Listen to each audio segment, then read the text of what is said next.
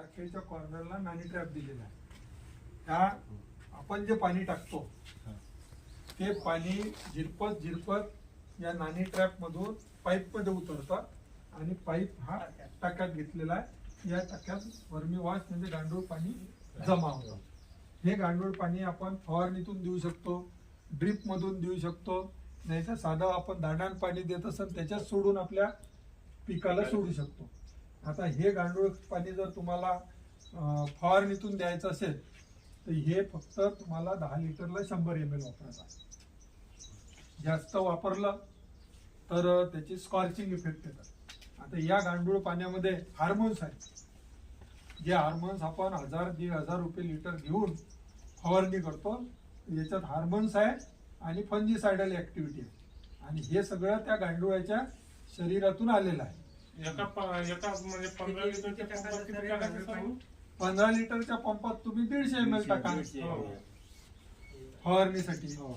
बाकी मग तुम्हाला ड्रीप मध्ये वगैरे द्यायचं आहे तर त्याचं ते कॉन्सन्ट्रेशन तिथे ऍडजस्ट करते तुम्ही वेंचुरीतून. तर अशा रीतीने हे गांडूळ पाण्याचा वापर करायचा आहे. म्हणजे आपल्याला गांडूळ पाणी मिळतं आणि खतही मिळतं. आता पुन्हा गांडूळ पाणी तयार करण्याची ही दुसरी पद्धत.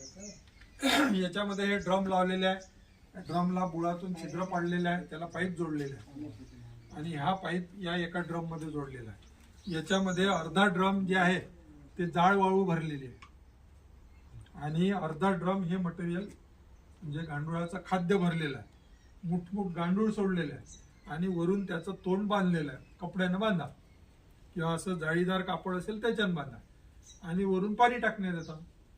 हे पाणी जे टाकतो आपण, आता गांडूळ सोडलेलं आहे, गांडुळाचं खाद्य आहे, गांडूळ ते खाण्याचं काम करून राहिले. आपण जे पाणी टाकतो ते गांडुळाची आंघोळ करू म्हणजे त्यांच्या शरीरातून आलेलं जे सिक्रिशन आहे ते धुवून ते पाणी पाईप मध्ये उतरतं, याच्यात जमा होतं. तर हे पाणी जे आहे हे जास्त कॉन्सन्ट्रेट आहे. हे आपल्याला एका म्हणजे 10 लिटर पाण्याकरिता 50 ml वापरायचं आहे, ते 100 ml वापरायचं आहे आणि फवारणी करायची आहे. आणि बाकी मग तुम्हाला ड्रीप मधून द्यायचं आहे किंवा मग दांडाच्या पाण्याने द्यायचं आहे ते आपल्या पद्धतीत द्यायचं.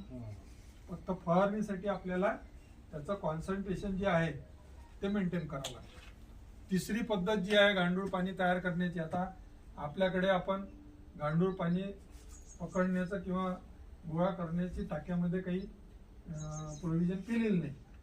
आपल्याला गांडूळ पाणी तर पाहिजे फवारणीसाठी. गमिलं घ्या एक, या त्या गमिल्यात याच्यातले मूठ 2 मूठ गांडूळ वेचून गमिल्यात ठेवा. त्याले अर्धा तास असे मोकळे चांगले तडपू द्या गमिल्या कोरडे. मग त्याच्यात 1 लिटर पाणी टाका. म्हणजे त्या गांडुळानं तडपत असताना ते त्यांच्या शरीरातून सिक्रिशन सोडते, घाम निघाला जाईल. आणि पाणी टाकलं तर ते सगळं धुतलं गेलं, ते सगळं पाण्यात डिझॉल्व झालं. 5-10 मिनिटांना ते गांडूळ काढा, बेडमध्ये सोडून द्या, ते झालं तुमचं गांडूळ पाणी. ते अतिशय कॉन्सन्ट्रेट आहे. ते तुम्हाला 10 लिटरला 30 ml वापरत आहे, 30-40 ml. जास्त वापरलं तर स्कॉर्चिंग येतं. म्हणजे मग हे जे हार्मोन्स आहे हे पिकावर जर फवारले तर तुम्हाला काही 1,500 रुपये 1,000 रुपये लिटरचे हार्मोन्स पाणी घ्यायची गरज आहे. मग अशा रीतीनं तुम्हाला गांडूळ पाणी मिळतं, गांडूळ खत मिळतं. ते आपल्या शेतीत वापरायचं आहे. नैसर्गिक शेतीमध्ये स्वतःपाशीच तयार होते, सगळं स्वतःपाशीच तयार होते.